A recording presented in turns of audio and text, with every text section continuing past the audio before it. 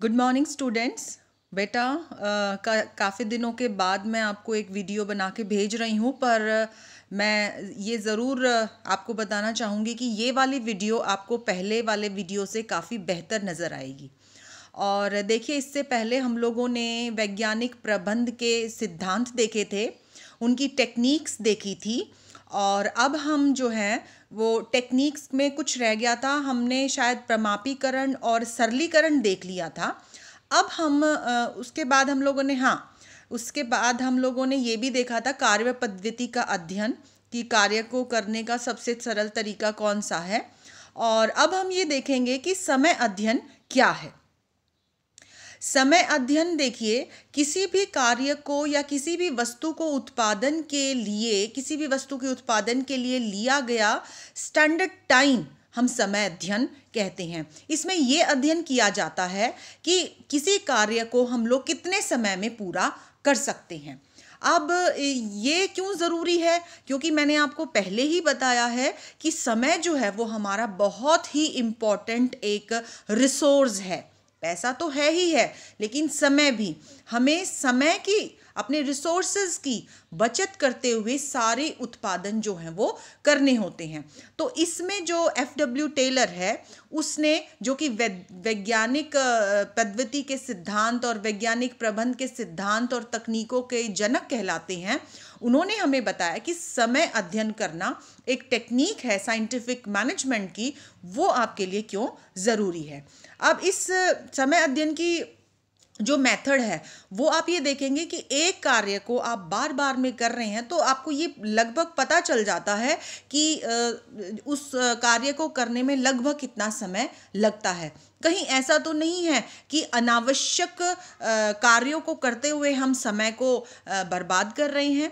समय अब जैसे देखिए, अगर आप स्कूल से घर आते हुए कोई 5 मिनट या 7 मिनट का रास्ता है, और अगर आप उसको रास्ते को 15 मिनट में कंप्लीट कर रहे हैं तो ये वेस्टेज ऑफ टाइम है। ठीक उसी तरीके से एक कार्य को निर्धारित समय पे और मानक समय पे, यानी स्टैंडर्ड टाइम में कंप्लीट करना ही समय अध्ययन है। इसमें फिर क्यों ज़रूरी है? ताकि हम आगे आने वाली नीतियों का, हमें कितने रिसोर्सेज लगने हैं, कितने कर्मियों के द्वारा वो कार्य पूरा किया जाना है, उसकी लागत कितनी आएगी, इन सब के लिए इम्पॉर्टेंट डिसीजंस ले सकें। तो बार बार में ये रिकॉर्ड करके और ऑब्जर्व करके ये निर्धारित किया जाता है कि किसी भी कार्य को पूरा करने में कितना समय लगेगा। और ये निर्धारित करने से हम लोगों को आगे की जो डिसीजंस हैं उसको टेक ओवर करने में काफ़ी मदद मिलेगी। इसके बाद देखिए, एक और आपका आ जाता है थकान अध्ययन। थकान अध्ययन का क्या मतलब है? इसका मतलब ये नहीं है हम कि किसको कितनी थकान हुई है हम उसको अध्ययन कर रहे हैं, नहीं। इसका मतलब है, थकान अध्ययन का मतलब है कि एक व्यक्ति या कर्मचारी या श्रमिक कितने समय में थकान का अनुभव करते हैं और उन्हें कितने समय में ब्रेक चाहिए। काम करने पे, जैसे आप लोगों को है, हम सुबह 8 बजे स्कूल लगाते हैं, 2:30 बजे तक अगर हम लगातार करते रहे तो यू विल फील टायर्ड, आप थक जाएंगे। तो यहाँ थकान अध्ययन करने के पीछे F.W. टेलर का यह मानना है कि थकान अध्ययन करने से हमें कितना समय मजदूरों को या श्रमिकों को अपनी थकान मिटाने के लिए देना है और वो कितने समय के बाद देना है, ताकि वो जो एनर्जी खोई है श्रमिकों ने कार्य करने के लिए, कार्य को पूरा करने के लिए जो एनर्जी लगाई है, उसे पुनः वो प्राप्त कर ले और फिर पूरी क्षमता के साथ अपना कार्य पूरा करें। तो ये थकान अध्ययन इसलिए किया जाता है। ये सारी की सारी तकनीकें हैं, और किसकी हैं? वैज्ञानिक तकनीकें हैं। F.W. टेलर ने ये वैज्ञानिक तकनीकें दी हुई हैं, टेक्निक्स जो हैं वो दी हुई हैं, और इनको पढ़ के हम अपने कार्य क्षमता में डेफिनेटली बढ़ोतरी कर सकते हैं। अब आगे देखिए, थकान के कारण तो हमें पता ही है कि लगातार आप कई घंटे कार्य कर रहे हैं। अगर आप कार्य ना भी कर रहे हैं, आप लगातार कई घंटे से बैठे भी हैं, तो भी आपको पैरों में दर्द होने लग जाएगा, आपके पैर जो है वो सुन्न पड़ जाएंगे। इस तरीके से तो थकान के कारणों को से निजात पाने, थकान के कारणों को आइडेंटिफाई करो और कितनी देर में कोई व्यक्ति या श्रमिक जो है वो थकान फील करता है उसको स्टडी करो, और फिर उनको कितनी देर के लिए थकान से मुक्ति मिल जाएगी उतनी देर के लिए उनको रेस्ट दें, ताकि हम वो अपने कार्य का निष्पादन बहुत अच्छी तरीके से कर सके। अब आगे देखिए बेटा, विभेदात्मक पारिश्रमिक प्रणाली ये क्या है? ये है, इसको इंग्लिश में बोलते हैं डिफरेंशियल वेज रेट सिस्टम, यानी हर एक कर्मचारी को उसके द्वारा किए गए काम के अनुसार ही मजदूरी देना। अगर ये विभेदात्मक पारिश्रमिक प्रणाली FW टेलर टेक्निक नहीं देता तो क्या दिक्कत आती कि जो व्यक्ति ज़्यादा काम कर रहे हैं उनको भी इतना ही वेजेस, और जो कम कर रहे हैं उनको भी इतना ही वेजेस, उतनी ही मजदूरी। तो जो ज़्यादा क्षमता से काम कर रहे हैं उन लोगों के साथ क्या प्रॉब्लम होगी? वो ये सोचेंगे कि भाई हम इतनी ज़्यादा टाइम से अपना पूरी क्षमता से काम कर रहे हैं, जबकि दूसरा मजदूर जो है वो टाइम पास कर रहा है या उतनी क्षमता से काम नहीं कर रहा, उसको भी उतनी सैलरी है, तो मैं अपनी एनर्जी क्यों वेस्ट करूं? यहाँ पर ये जो विभेदात्मक पारिश्रमिक प्रणाली है वो ये कहती है कि जो आपके कुशल कारीगर हैं, कुशल कार्य श्रमिक हैं, और जो अकुशल हैं, उनके बीच में अंतर करना बहुत ज़रूरी है। क्योंकि अगर अकुशल और कुशल को एक ही प्रकार की सैलरी या वेजेस, जो भी मजदूरी है, जो भी उनको दिया जाएगा, तो जो कुशल हैं वो डेफिनेटली निराश होंगे।